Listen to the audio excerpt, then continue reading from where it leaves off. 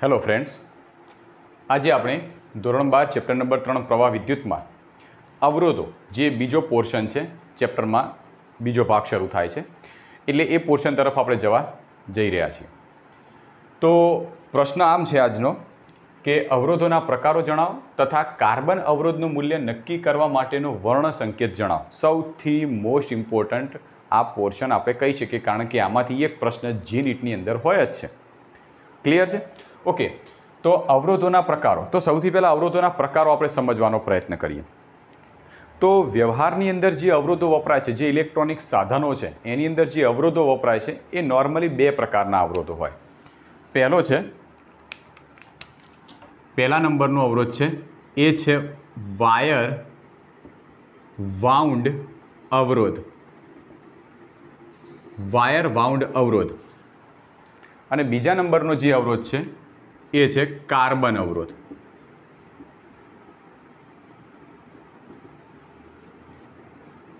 હવે wire wound અવરોધ અને કાર્બન અવરોધમાં તફાવત શું છે? તો જે વાયર વાઉન્ડ અવરોધ બનાવવામાં આવે છે એ કેટલીક મિશ્ર ધાતુઓમાંથી બનાવવામાં આવે છે। તો કયા પ્રકારની મિશ્ર ધાતુઓ છે? તો વાયર વાઉન્ડ અવરોધ બનાવવા માટે વપરાતી જે મિશ્ર ધાતુઓ છે એ છે મેંગેનીન, પછી છે કોન્સ્ટન્ટન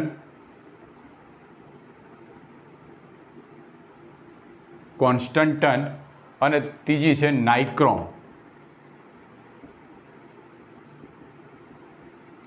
મેંગેનીન, કોન્સ્ટન્ટન, નાઇક્રોમ આ પ્રકારની મિશ્ર ધાતુઓના તાર બનાવી અને એ એક પદાર્થ ઉપર વીંટાળી અને આ પ્રકારના અવરોધ વાયર વાઉન્ડ અવરોધ બનાવવામાં આવે છે। ક્લિયર? હવે આ જે મિશ્ર ધાતુઓ છે વાસ્તવમાં તમે જુઓ મેંગેનીન, તો મેંગેનીન એક અલગ અલગ પ્રકારની ધાતુઓનું મિશ્રણ છે। કઈ? Manganese, nickel, copper. ઓકે, તો આ ત્રણનું કોમ્બિનેશન। પછી કોન્સ્ટન્ટન એ જ રીતે એક નાઇક્રોમ, એ નિકલ, ક્રોમિયમ એનું મિશ્રણ છે। તો આ મિશ્ર ધાતુઓ જે રહી એ મિશ્ર ધાતુઓનો ઉપયોગ કરી અને વાયર વાઉન્ડ પ્રકારના અવરોધ બનાવવામાં આવે। આ જે અવરોધો છે એ અવરોધની વેલ્યુ બહુ ઓછી હોય છે। જેમ કે તમે એમ કહી શકો કે ભાઈ 1 ઓમથી લઈ 100 ઓમ સુધીની વેલ્યુવાળા અવરોધો જે વાયર વાઉન્ડ અવરોધ હોય છે। પણ આપણે જાણીએ છીએ કે અત્યારે આપણી પાસે જે ઇલેક્ટ્રોનિક સાધનો છે, ઇલેક્ટ્રોનિક સાધનોની સાઇઝ નાની છે પણ એ ઘણો બધો પ્રવાહ સહન કરી શકતા હોય છે। અથવા તો અમુક સાધનો એવા છે કે જેને તમે લાંબા સમય સુધી ચાલુ રાખી શકો તો પણ એ સાધનને ડેમેજ નથી કરતા। તો આવા જે સાધનો છે કે જેના અંદર વધારે પ્રવાહ સહન કરી શકતા હોય કે લાંબા સમય સુધી એ ડેમેજ થતા ના હોય, લાંબા સમય સુધી આપણે એને ચલાવી શકતા હોય, તો આવા સાધનોમાં થોડા વધારે અવરોધોની જરૂર પડતી હોય છે। એ અવરોધો બનાવવા માટે જે બીજો પ્રકાર છે એ પ્રકારને આપણે કાર્બન અવરોધ કહીએ છીએ। પહેલો પ્રકાર હતો વાયર વાઉન્ડ કે જે વેલ્યુ વધારે વેલ્યુવાળા અવરોધો આપણે વાયર વાઉન્ડની મદદથી બનાવી શકતા નહોતા, પણ વધારે કેપેસિટીવાળા જો અવરોધો બનાવવા હોય તો એના માટેનો બીજો પ્રકાર હતો એ કાર્બન અવરોધ। હવે કાર્બન અવરોધ કેવી રીતે બનાવવામાં આવે છે? તો નોર્મલી જે કાર્બન અવરોધ બનાવવો હોય તો જે કાર્બન અથવા તો જે ગ્રેફાઇટ છે, આ ગ્રેફાઇટને રેઝિન સાથે મિશ્ર કરવામાં આવે છે। ગ્રેફાઇટને રેઝિન જેવો પદાર્થ હોય એની સાથે મિશ્ર કરી ગરમ કરી એનું ઊંચા તાપમાને અને દબાણે એને ગરમ કરવામાં આવે છે। ગ્રેફાઇટ અને રેઝિન આ બંનેને ભેગા કરી ઊંચા તાપમાને અને દબાણે એમને ગરમ કરવામાં આવશે અને ગરમ કરી અને એક નળાકાર આકારનું કોઈ બીબું હોય એ નળાકાર આકારના બીબામાં ઢાળવામાં આવે છે। એટલે આ બંનેને ગરમ કરી કેવી રીતે?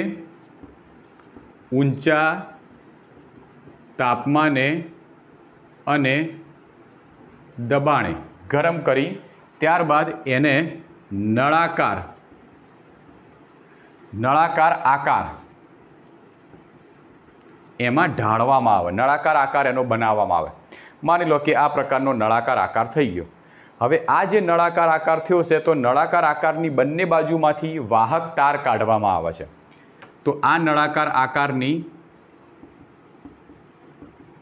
બંને બાજુએથી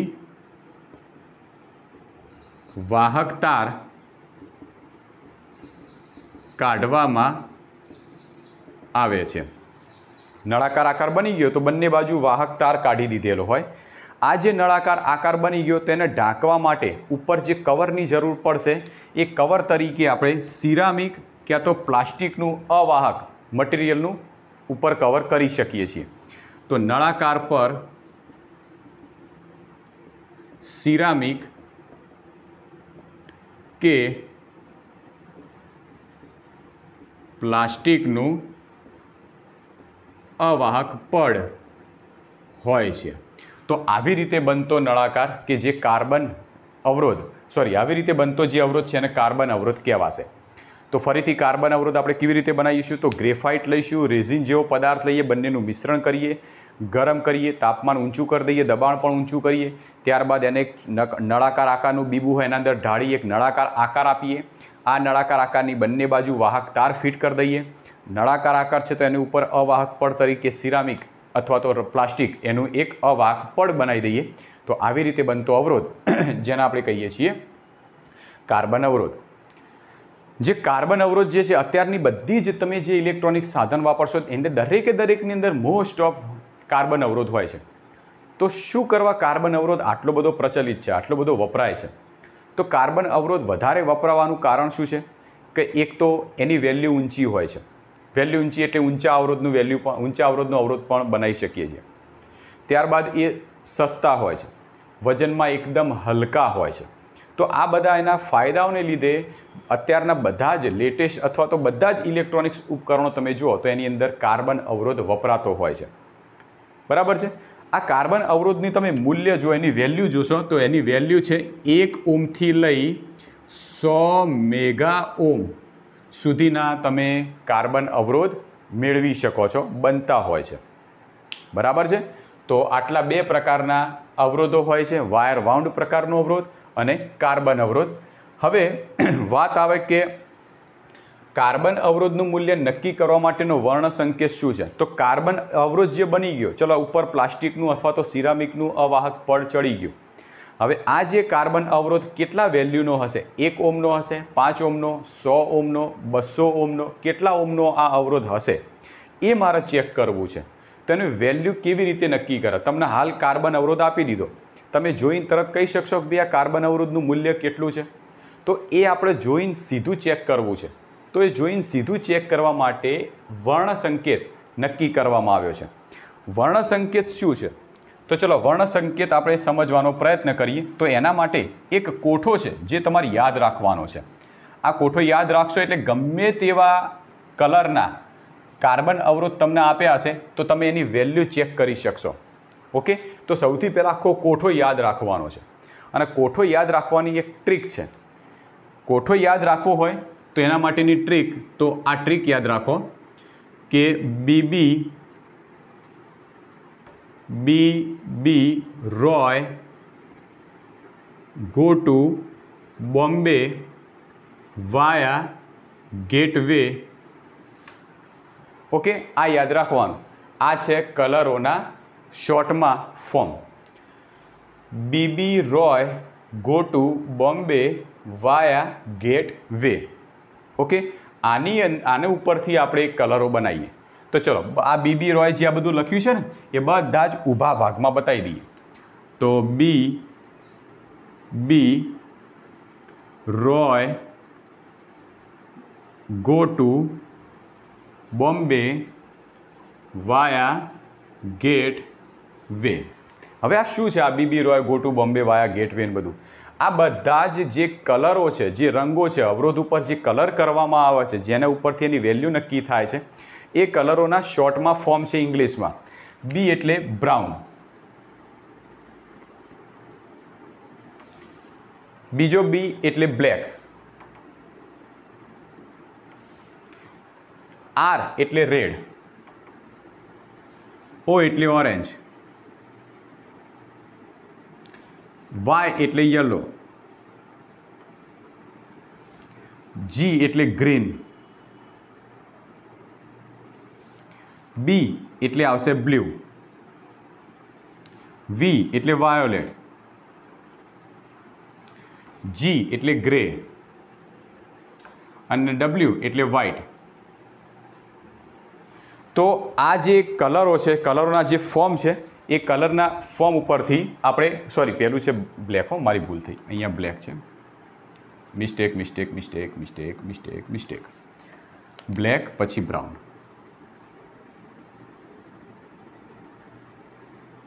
ઓકે, પહેલો છે બ્લેક, પછી brown, red, orange, yellow, green, blue, violet, grey અને વ્હાઇટ. તો આ બધા કલરો ક્રમ બાય ક્રમ યાદ રાખવાના. પહેલો આ જ કલર આવવો જોઈએ, છેલ્લો આ જ કલર આવવો જોઈએ. કલરોમાં યાદ રાખવા માટે આપણે શોર્ટ ફોર્મ એનું યાદ રાખીશું. B B Roy go to Bombay via gateway. B black, brown, red, orange, yellow, green, blue, violet, grey અને વ્હાઇટ. બરાબર. તો આ હતા બધા કલરો. તમે એને ગુજરાતીમાં પણ સમજી શકો છો કે બ્લેક એટલે કાળો, પછી કથ્થઈ, લાલ, નારંગી, પીળો, લીલો, બ્લુ એટલે વાદળી, વાયોલેટ એટલે પર્પલ ટાઈપનો થતો, વાયોલેટ એટલે જાંબલી, ગ્રે એટલે ભૂખરો અને વ્હાઇટ એટલે સફેદ. તો ગુજરાતીમાં પણ તમે એને જોઈ શકો છો. ઓકે, આના સિવાય બીજા પણ 3 કલરો છે જે આપણે સીધા યાદ રાખવાના છે. એ છે ગોલ્ડન,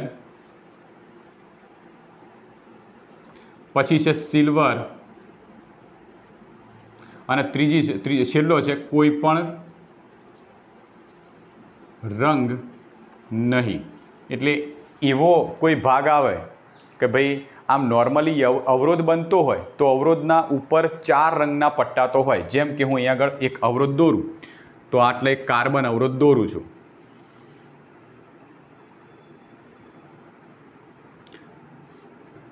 આ છે આપણો કાર્બન અવરોધ. આ કાર્બન અવરોધ ઉપર કેટલાક પટ્ટા હોય છે, પણ ટોટલ 4 પટ્ટા એના ઉપર હોય. ધારો કે એક પહેલો પટ્ટો આ રીતનો, આ બીજો પટ્ટો, આ ત્રીજો પટ્ટો અને ચોથો પટ્ટો, એટલે ટોટલ 4 પટ્ટા અવરોધ ઉપર હોય છે. આ 4 પટ્ટા અલગ અલગ કલરના હોઈ શકે છે, અથવા તો અમુક એક જ કલરના અમુક પટ્ટા પણ હોઈ શકે છે. આ પટ્ટાઓના કલર ઉપરથી આપણે નક્કી કરવાનું છે કે આ અવરોધની વેલ્યુ કેટલી થાય. ખબર પડી? એટલે અવરોધ ઉપર 4 રંગના પટ્ટા હોય. માની લો કે 4ના બદલે 3 જ હોય, તો એનો મતલબ ચોથો પટ્ટો નથી, એટલે કોઈ પણ કલર નથી, એટલે કોઈ પણ રંગ નથી. તો એની વેલ્યુ જે થતી હોય એ લખવાની. ઓકે, હવે એની સંખ્યા, ગુણક ને ટોલરન્સ ને આ બધું શું છે તો પહેલાં સમજવાનો પ્રયત્ન કરીએ કે અવરોધ ઉપર રહેલા જે 4 પટ્ટા છે એમાંથી જે પ્રથમ પટ્ટો છે,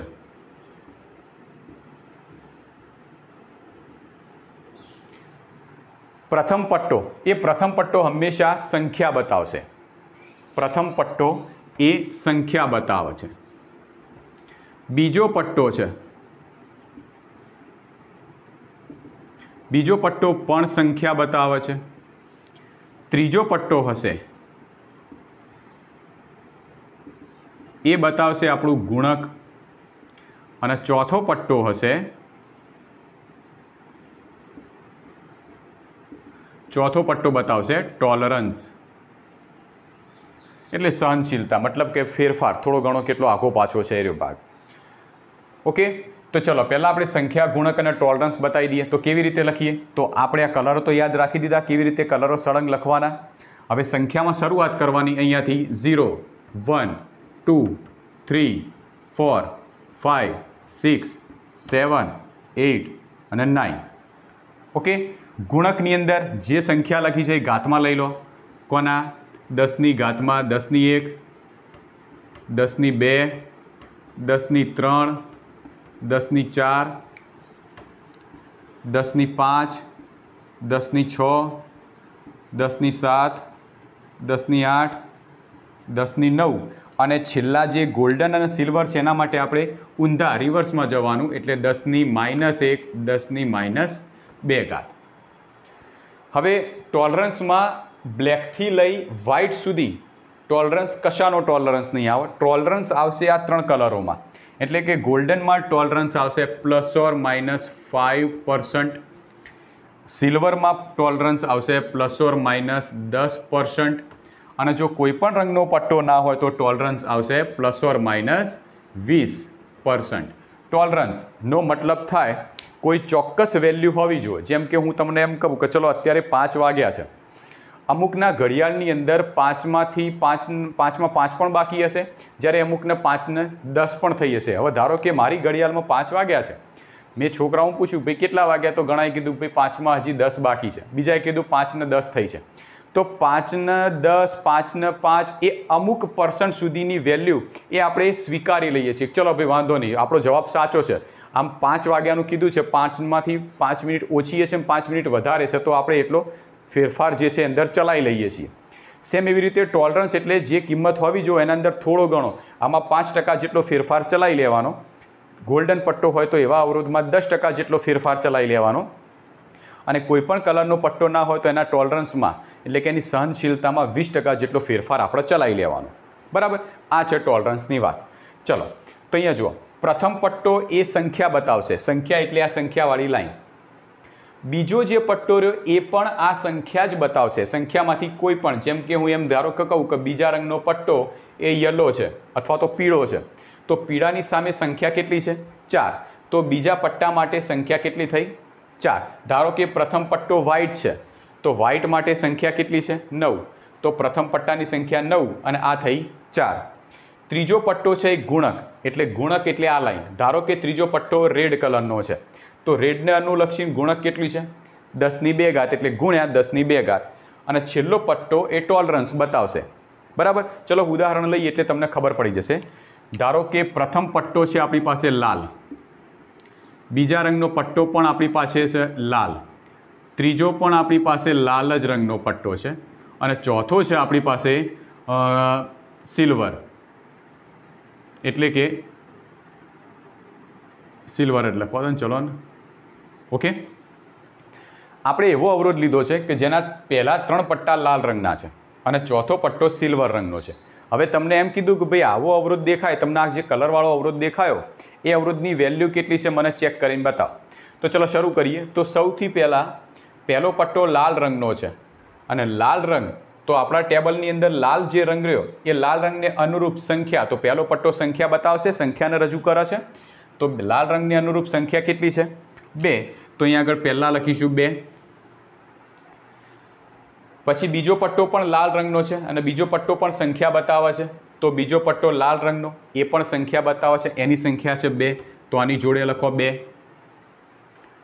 ત્રીજો પટ્ટો ગુણક બતાવે છે, એ પણ લાલ રંગનો છે, તો લાલ રંગને અનુરૂપ ગુણક કેટલો છે? 10², તો આની સાથે ગુણાકાર કરી 10²। ખ્યાલ આવ્યો? પ્લસ ઓર માઇનસ, ચલો પછી પ્લસ ઓર માઇનસ તમને પછી સમજાવું। ચોથો પટ્ટો જે છે એ ટોલરન્સ બતાવવાનો, ચોથો પટ્ટો કયો છે? સિલ્વર, તો સિલ્વરને અનુરૂપ ટોલરન્સ કેટલો છે? +or-10%, તો +or-10%, તો આ અવરોધની વેલ્યુ કેટલી થઈ? 22 × 10², અથવા તો આને 2200 પણ લખાય, 2200 ઓમ +or-10%। હવે 10%નો મતલબ શું થયો કે અવરોધ જે રહ્યો એની 2200 ઓમ જે વેલ્યુ રહી એના 10% ઓછી અને 10% વધારે એ એની સહનશીલતા છે।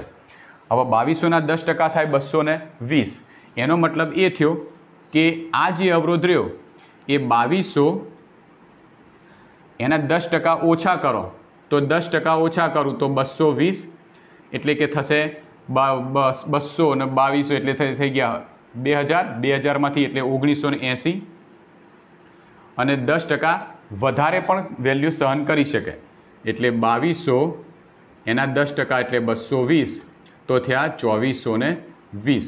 તો આપણો જે અવરોધ રહ્યો એ ટોલરન્સ આધારે 1980થી 2420 સુધીનો ભાગ એ જે એનો અવરોધ છે એની વેલ્યુ છે સહન કરી શકે છે। બરાબર, તો આવી રીતે કોઈ પણ અવરોધ આપેલો હોય તો એના માટે આપણે વેલ્યુ કેટલી છે બનાવી શકીએ। ચલો ધારો કે હું એક આ રીતનો અવરોધ લઉં છું જેના પટ્ટાઓ આ પ્રમાણે છે।